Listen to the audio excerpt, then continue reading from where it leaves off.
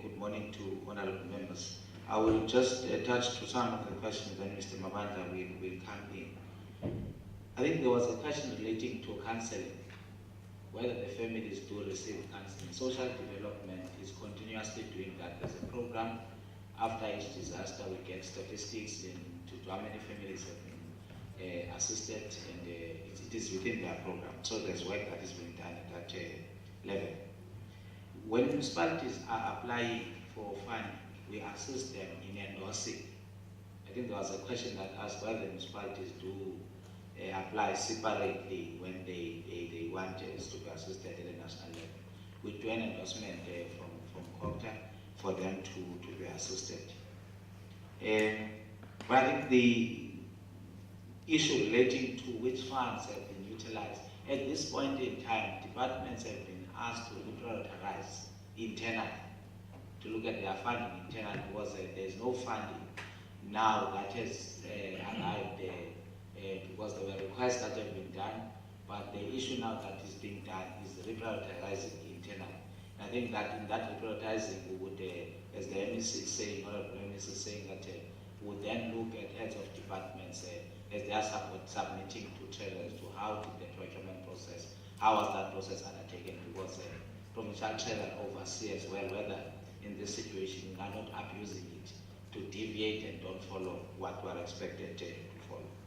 The other question was relating to whether contractors have been appointed. The report encompasses, I think it was updated as of yesterday, we're supposed to have a PDOC. So we're going to get the status from the heads of departments yesterday, but the meeting was postponed. We'll then provide more information. I think by today we'll have the information to say they have started, they have not started, but the status quo was still saying yesterday contractors are on site by various departments. And then it will tie with the process to how quick did that procurement, how that procurement has been undertaken. There are disasters.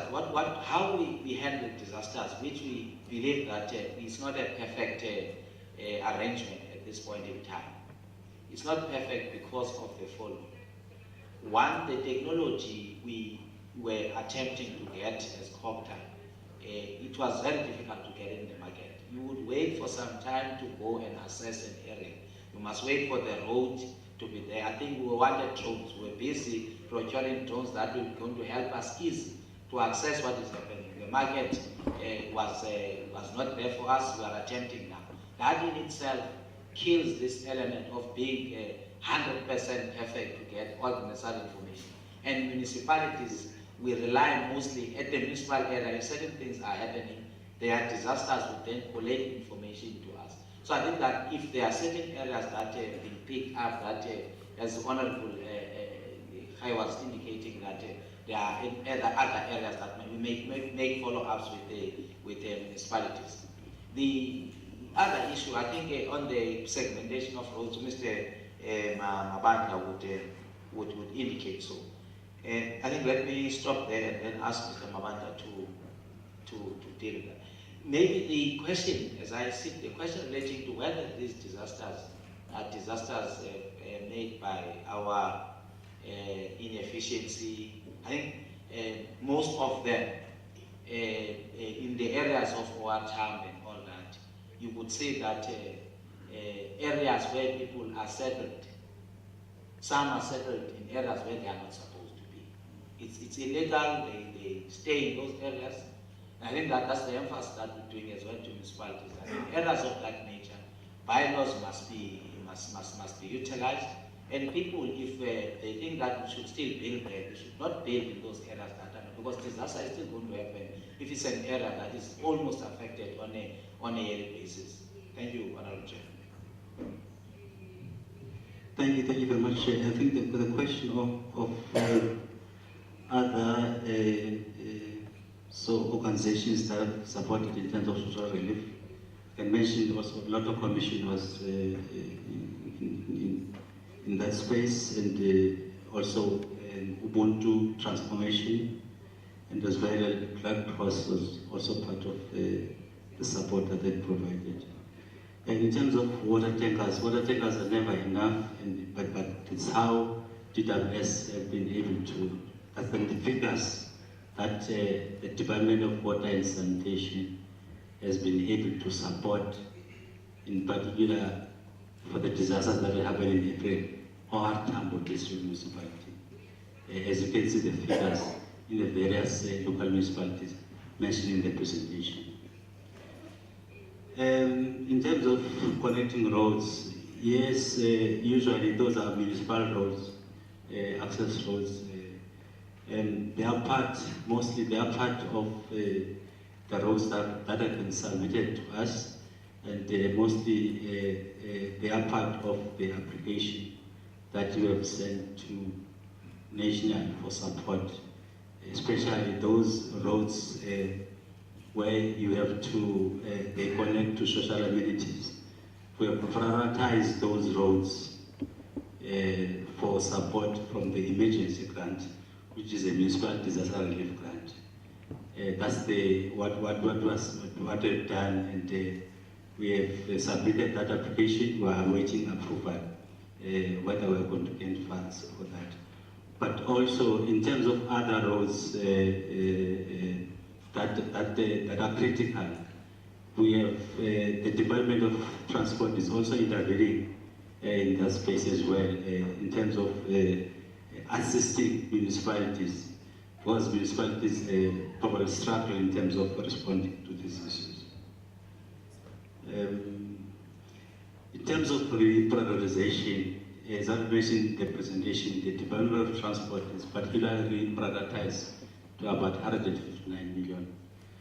And this is the figure that I was referring to say contractors are starting or started in June. Of course, they have started the generation, and for the report that I received is that 90% of the contractors have started on the 1st of June, on the 6th of June.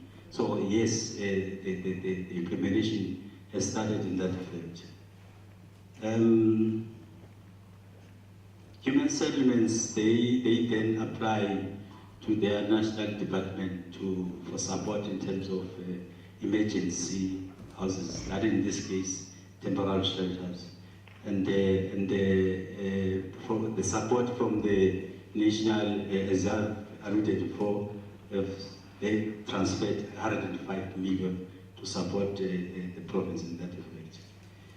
In terms of the support of ECDC capacity, HR capacity was in reference to technical capacity in terms of infrastructure procurement.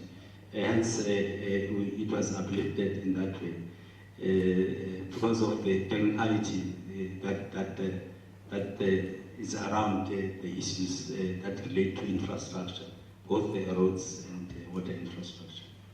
Thank you. Thank you. Councillor Faku, there's one or two, except that the other one, Honorable MEC has covered it, the issue of numbers.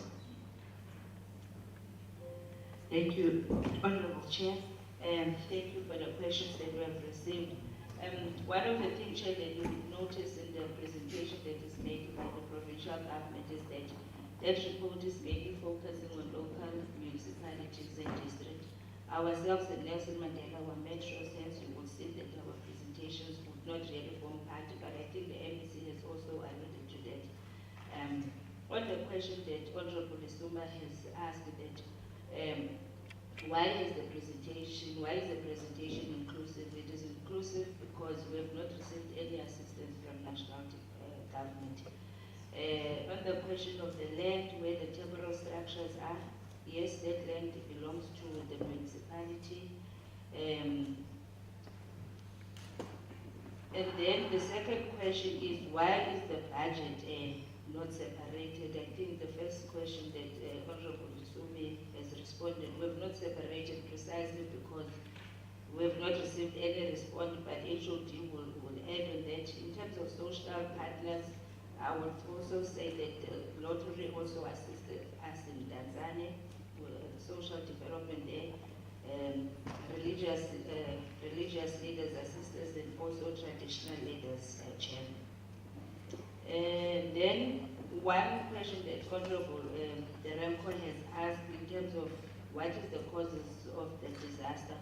One of the causes, of course, we can't run away from the issues of climate change. I think it's time that as government we focus on this. These are serious issues, but we have started currently through public participation to teach our communities and how to look after the environment. And then also, Chair, the aging infrastructure has a major effect to this.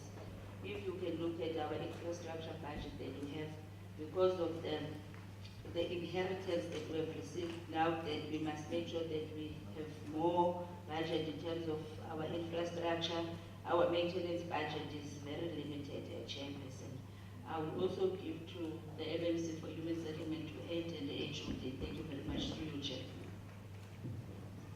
Thanks very much. Good morning, everybody in the meeting. I think I'm covered with the explanation starting from the MEC that as Buffalo City, we included it is Good December flood program. So I'm covered with that one. There was a question of prioritization. I want to also allude that in terms of our own funding and in the metro and the grants, we reallocated the funds for the active programs as the Minister of Human Settlement visited us as a metro on the time of the floods. Then we look at the grants that we had as the department. Then we reallocated to the active grants to deal with the issues of floods. So we did that. Also, what causes the floods? Indeed, I think I'm covered by the HOD copter. Some of the areas that make us in this dilemma is the settlement. What the people do, invasion of land, and also building close to the rivers, and also our stormwaters, drains that are not cleared, that causes the flooding. As a metro, we took a decision to strengthen and capacitate the disaster unit to do education to our own communities in the informal settlement. There's also the funding from a settlement that assists us in terms of social participation. As the directorate, we're starting up a program so that we can deal with the issues of education awareness, so that the people, the communities themselves understand that they must not build close to the rivers, which causes us as the government serious problems. I'm not sure. I think it's covered the question of mobilization, because as the metro mobilized stakeholders to deal with to relieve flood victims, like churches, social development, as it is their own responsibilities. They assisted a lot. Thanks very much. Yeah. No, I'm dealing with the second round, but MEC, in your second round, you must consider dealing with the question of the issue raised by Honorable Khai of the WhatsApp group, where there are some areas, whether it's an issue of the one that happened in December, or what is the situation, so that we have a better sense. I think that's second round. Honorable Masiko is going to be number 1, Honorable Zandamela will be number 2, Honorable Shaik number 3, Honorable Todofu, Honorable Dutoit, and then Honorable Mantu is going to close it. No, Honorable Zungula is number 3. Honorable Masiko. Thank you very much. much, Honorable Chairperson, and good morning to your good selves, Honorable members, and the departments, the municipalities, and everybody in the house. My name is Fikile Masibu. I'm a member of the committee from the province of KZN, but previously I was a citizen of the Eastern Cape because I'm coming from Umzimkhulu. Chair, I'm covered by the responses that have been given as we appreciate the report. But I think for me, seated here, Honorable, I think it's Honorable Minor had spoken about issues of perimeters. As much as it's important for us to deal with what it is within the perimeters, it's also important for us to also look at the challenges that have been experienced by the province in responding to the previous floods. And because for me, we don't want a situation where we are finding that history is repeating itself. We experienced another flood a couple of years down the line, and then we have the 2022 flood non-responses being included in those reports.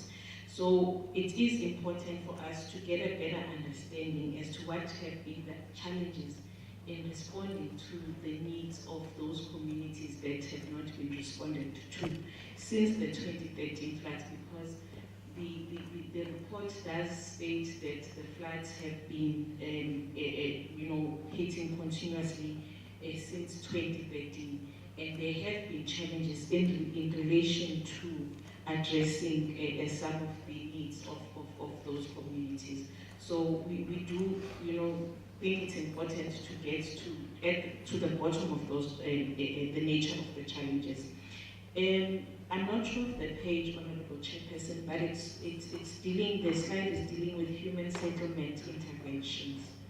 And at the bottom it says that the province is currently planning to eradicate 5,450 mud structures for the disaster that occurred between December 2021 and April 2022. So now one wants to get clarity is this a different a program of eradication of mud structures, or it's included in the interventions that have been noted above in replacing houses as well as making repairs to partially damaged houses. So the mud structure program, for me, we need clarity in relation to that. We have received a response dealing with the issue of fatalities, where the report is saying that there's 7, and then Buffalo City is noting 9. But within the same report, Chairperson, it says that 24 families of the deceased were assisted. So I think for me, we need clarity, because the numbers do not tally. There is a 7 up, there is a 9, and there's 24 in a different slide, which says that 24 families of the deceased were assisted with monetary vouchers from the Department of Social Development as well as SASA. So it's important for us to get clarity in relation to that. The last question relates to families in shelters. Are we still having families that are still being housed in shelters, whether it's from the December floods or the April floods? It's important for us to get information. And lastly, are we having any areas which still remain inaccessible? Thank you, Honorable Chair. Thank you. Honorable Zumula? Okay, you can go, Honorable Shaik, no problem.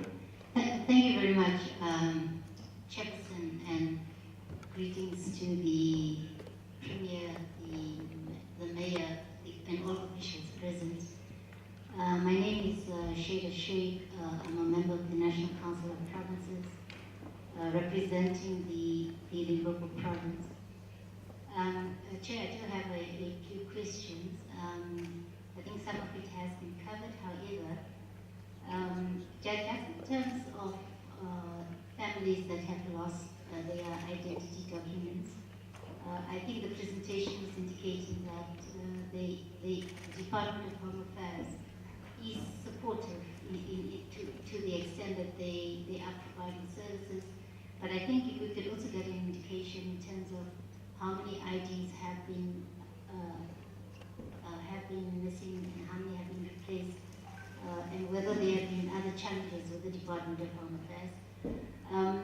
I think also in terms of the provincial presentation, there's also reference made with regard to not just water infrastructure damage, but sanitation infrastructure damage. And with regard to that, there's a number of pertinent streams that have been affected due to the flooding, and these have been flooded. And obviously with pertinent streams, it has other effects within some of these areas, especially with regard to vector-borne diseases that can affect people as well as animals. What I'd also like to know is that how are these areas being addressed in terms of firstly ensuring that communities in these areas that do not have a water supply and perhaps rely on groundwater, how their water needs are being addressed, but also whether if there is reliance on groundwater, are there attempts to look at the quality of the groundwater. Chair, I think that with regard to the search and rescue efforts, I think the presentation is indicating that SAPS has been at the forefront of this. The one missing body that SAPS is going to attend to this. And perhaps we should also commend the SAPS for that. But just in terms of the South African National Defence Force, if we can get an indication in terms of whether the numbers of the SANDF members that have been deployed to the province, and whether they are providing the province with other assistance or engineering assistance in terms of emergency infrastructure.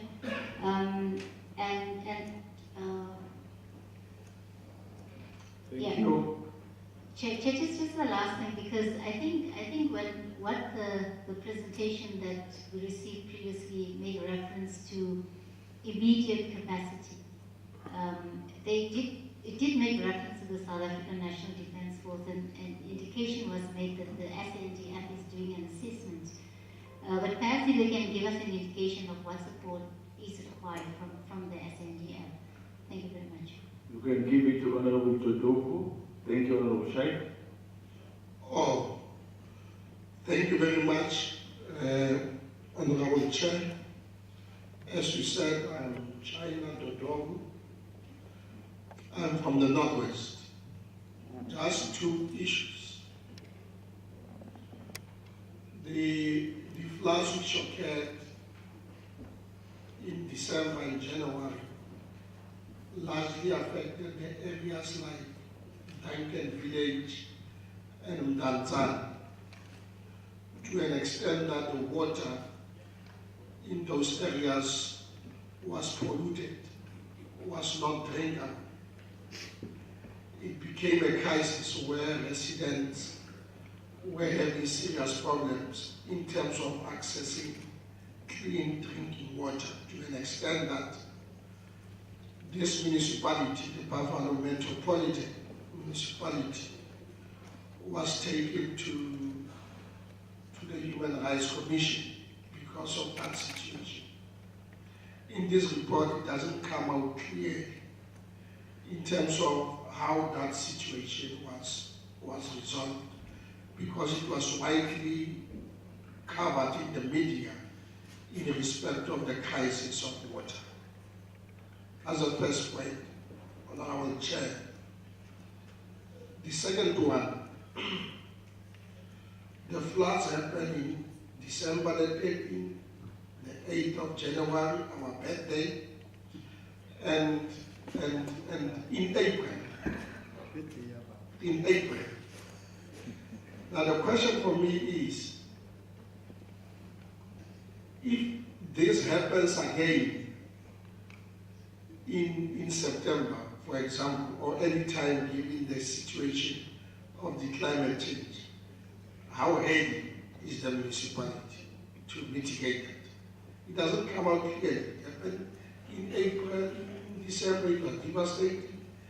January, the same situation, and April, the same situation again obtained. And it doesn't give us a sense that we are ready for the future mitigating of this situation if it arises again. I apologize, Chair, the third one and the last. It doesn't come out clearly because when these disasters happened, obviously the municipality and the provincial government, of course, had not budgeted for these eventualities. They are natural. How have we reprioritized? And that question was asked, and I want to just underscore it. How did both the provincial government and the municipality reprioritize its budget? Or are we just waiting for the 1 billion that is on the kitty from the national government, without us taking that responsibility, because both the MFFA and the PMFA allow both the municipality and the provincial government, respectively, to readjust for on emergency basis for such interventions. What have you done in that respect? Thank you, Chair. Thank you. Next is Honorable Zumula. Thank you, Chair. My name is Kwa-Zulu from Ecuador. Chair, the presentation spoke about the province, it's prone to these disasters. And one of the responses was alluding to the fact that they are trying to enforce municipalities, to enforce the bylaws when it comes to where people can build or cannot build. But I'm not getting a sense whether from the time they started to encourage municipalities to enforce these bylaws, what progress has been made and what other mechanisms are there to actually make sure that it's not just a plan, but it is something that could be followed up on. Then the second question is regarding the quality of the 1,000 erected temporary shelters. What is their durability? And also noting that according to the plan, by the end of the month, it's supposed to have, the project is supposed to be completed. I need to understand how many people are in those houses as we speak currently. Thank you, Chair. Thank you, Honorable Zumula. Next is Honorable Detroit. Thank you, Honorable Chair. Honorable Chair, one of the presenters mentioned earlier that they wanted to make use of technology to observe the extent of the floods, but that was a challenge. I googled now, and I see in the direct area in East London, at least 3 service providers are available that could have been used with drone technology to take pictures and to clarify the extent of the damage. It's just a footnote. And the disadvantage of speaking almost last engagement like this is that you're partially covered by the previous speakers. But I do want to touch on the SANDF matter. We all know that the SANDF were deployed since the 14th of April up until the 14th of June. And the deployment cost is to the tune of about 506 million rand. Now it's evident in our visit that we had in KZN that the SANDF were not used to their full capacity with the reparation of roads and bridges as they were initially asked to perform those duties, because it's obvious that municipalities are the ones that's supposed to avail funds for the repair of these bridges at the end of a financial year, something that they obviously didn't budget for initially. And I want to add to what Honourable Sheikh said. If this committee can please be provided with a detailed report as to how many SANDF members were deployed in the Eastern Cape, and what did they actually do, how many bridges were repaired, because in the report it only states that bridges need to be repaired. It doesn't say one bridge has been repaired. So my question is that we only make use of the expertise of the SANDF in spite of the fact that all the members could have been deployed here. Thank you, Chair. Thank you, Honorable Manju. Thank you, Chair. Ikamalam Bulisa Wakwamancho. Good morning, everybody. All protocol observed. Well, Chair, in your introductory remarks, you said we were here to assess for ourselves, see where we can assist. And I'm starting with that to say, particularly to the province MEC, that you had these disasters that you have already answered the December, January one. But the province didn't spend 892 million rand of a provincial road maintenance grant. Now, how does that link to what the chair has said? Because our role, even as we sit with the minister later today, is to say, why are you not helping the Eastern Cape? Why? The rural roads are in a bad state. And the minister is going to say they have not spent 892 million of money they already had in their kitty. How do we then explain ourselves to say, do help this province in terms of maintaining their roads? Because they had this money, they couldn't spend it. One can say maybe the April floods, it was already a bit late because it was the end of the financial year. But the December one, the January one, 892 million rand was not spent. I think you need to assist us, how do we motivate our case when we talk about roads? Because this makes our lives difficult, as was already introduced by the co-chair. Secondly, you said to us, MEC, that it would have been nice if you would have been there the next day, which I agree with you. Most of the members were urging the co-chairs, can we be there as quickly as possible? But if you go to Port St. John's, for instance, we will see it, I think, tomorrow to see where exactly the damage. But I can already anticipate that the taxi rank would have been flooded. The areas around there towards the coming in of the Mzimvubu River into the ocean. Now, that disaster has been waiting to happen because the municipality, however, has allowed the Mzimvubu River to change course towards what was called the first beach then over time. And the sand and the silt has developed so much that it is pushing back the Mzimvubu River. Now, it was obvious that this thing is going to happen. As the colleagues have said already, sitting here, one doesn't have the confidence that should such an unfortunate incident happen, we will not have the similar thing. Now, how do we answer to that, to be able to say we saw this coming or didn't come?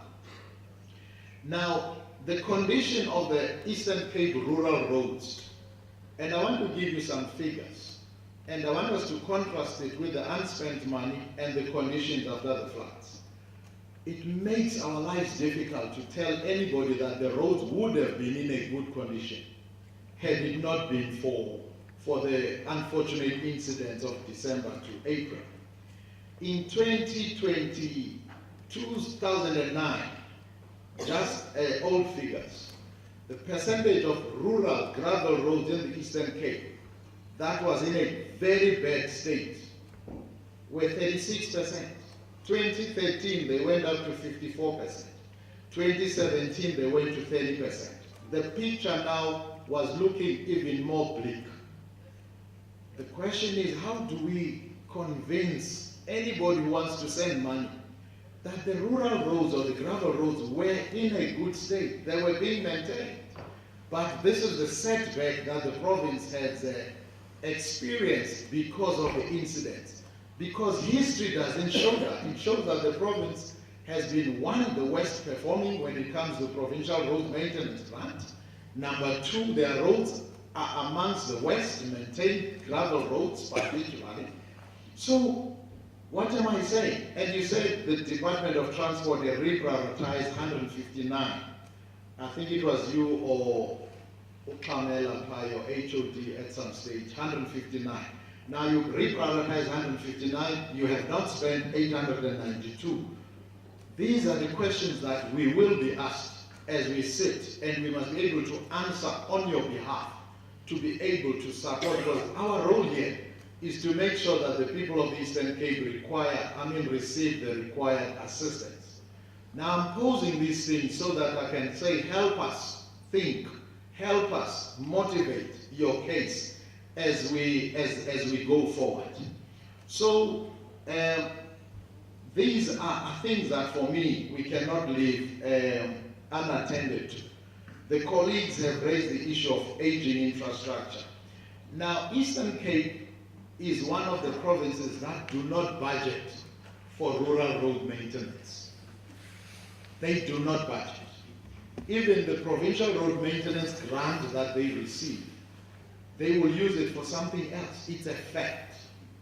Now, how do we go and motivate that these rural roads, which are, by the way, are the ones that need the most attention, because that's where the most vulnerable people are sitting and needing assistance more than the R61 and the other roads. These rural roads are the ones where our people access to clinics, access to schools, and so forth and so forth.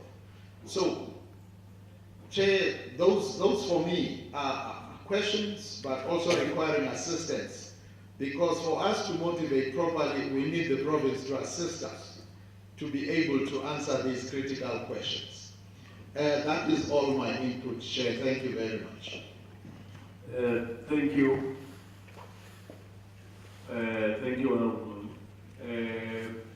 MEC and Deputy Mayor, Speaker, HOD, officials all present, Secretary of Legislation.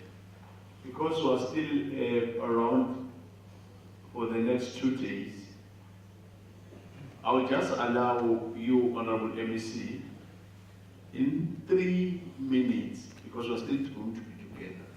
All the other questions, I'm happy we've got enough support staff.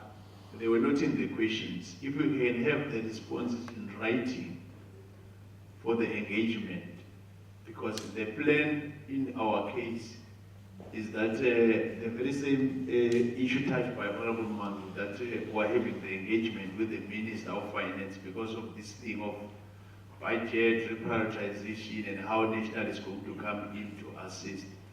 So we'll understand that this disaster was not planned. So to secure a meeting was a problem. Already we were able to get all the other relevant ministers to do the briefing, but we haven't had the opportunity to engage the one of finance. So the meeting is supposed to be starting at 12 o'clock, and then we have to conclude around 1:15. So that is why I'm allowing you to just take some few that you can comment about. Then the rest, we'll have them in writing so that you can assist the committee, but we'll still be stuck together for the next 2 days, and beyond the next 2 days, as I indicated when I opened that till the 30th of November. But let me allow you, Honorable MEC, and after that it will be Honorable Frolik that will take us through to that 12 o'clock and present a way forward. MEC? Thanks, Chair, and thanks all members for the questions and the opportunity as well to submit the report in writing, which we will do as directed by the Portfolio Committee. Yeah, on the areas that are covered, it can only be possible to respond on specific if there are areas that were hit by disaster and they are not covered by the report. We can only be able to respond when a specific area that has been affected is raised. Then we can make a follow-up. But we have got district jobs, even in the metros, where information is collected from the ward-by-ward councillors is submitted, and then is submitted to the Provincial Disaster Center. And but I'm not saying that there might be areas that are not covered, but I'm saying that we have got structures in place to collect the information at the municipal level, and then it's consolidated by the Provincial Disaster Center. That's a comment I can make, Honourable Member. And sometimes it might be that those might have been incidents that have not been attended to. As the whole issue I'm talking to about backlog.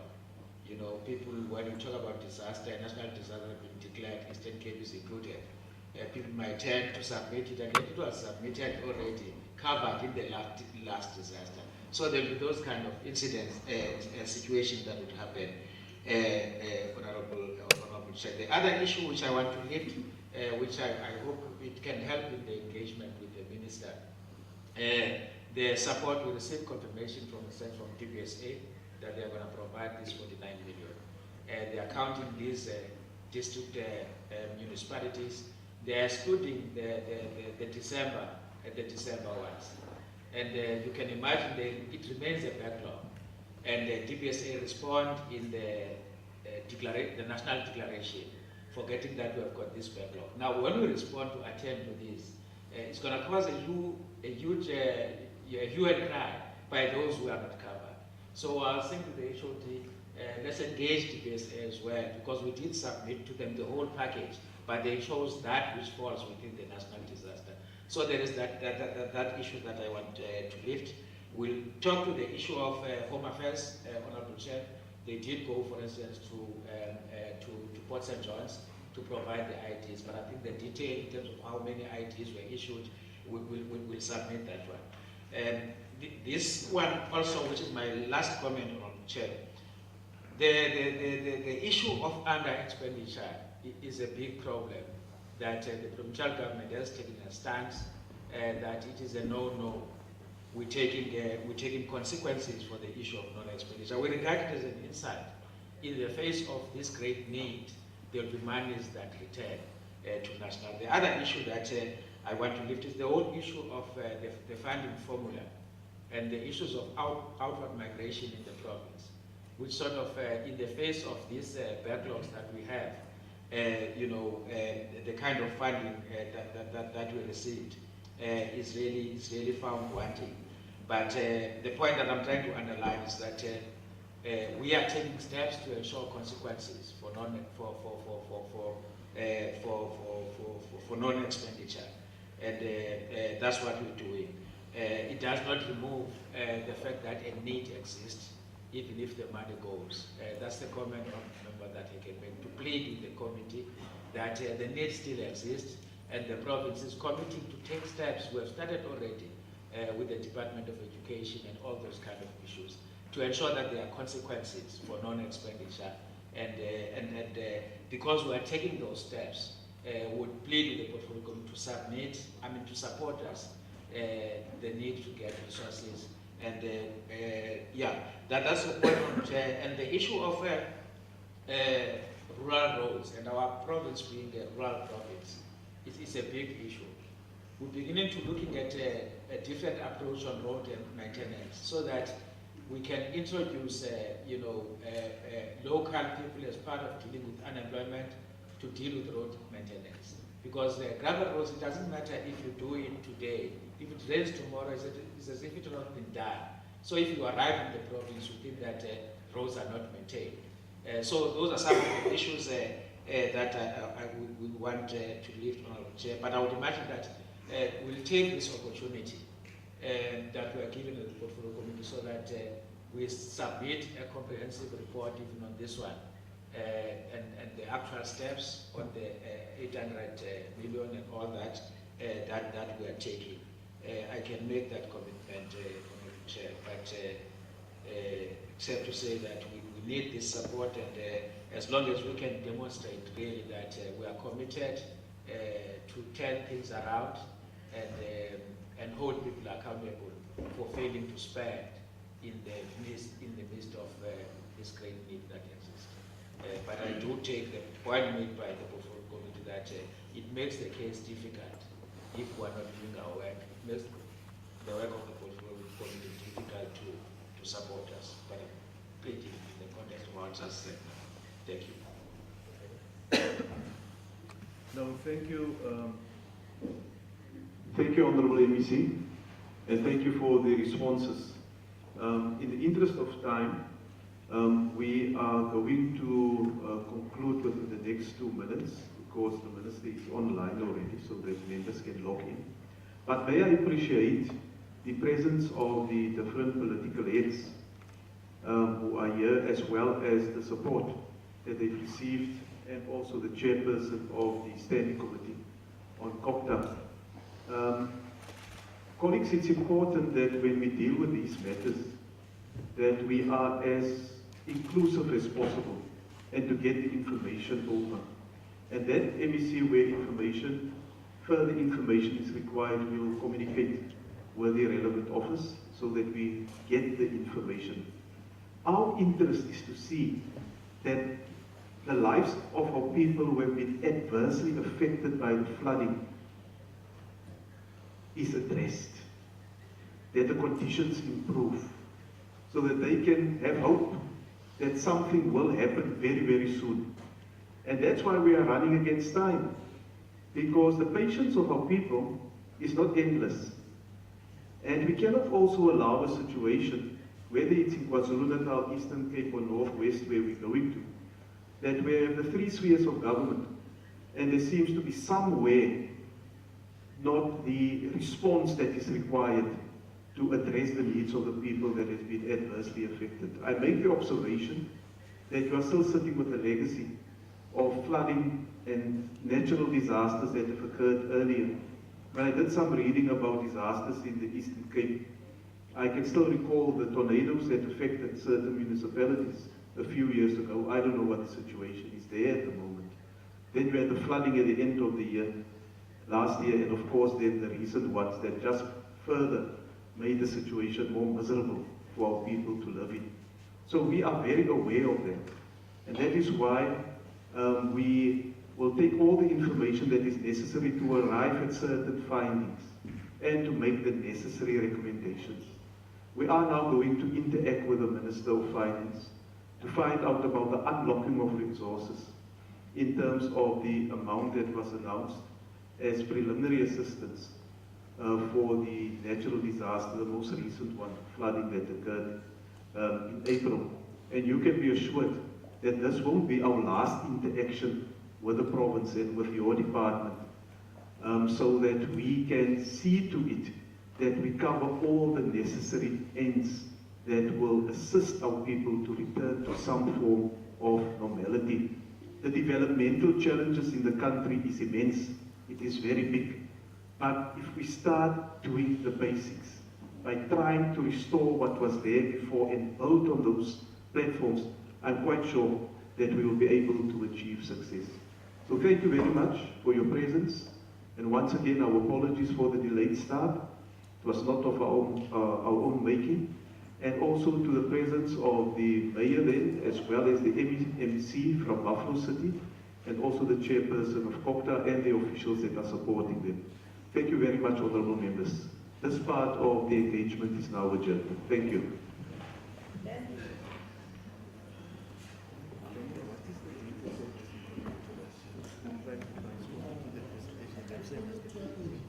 I'm trying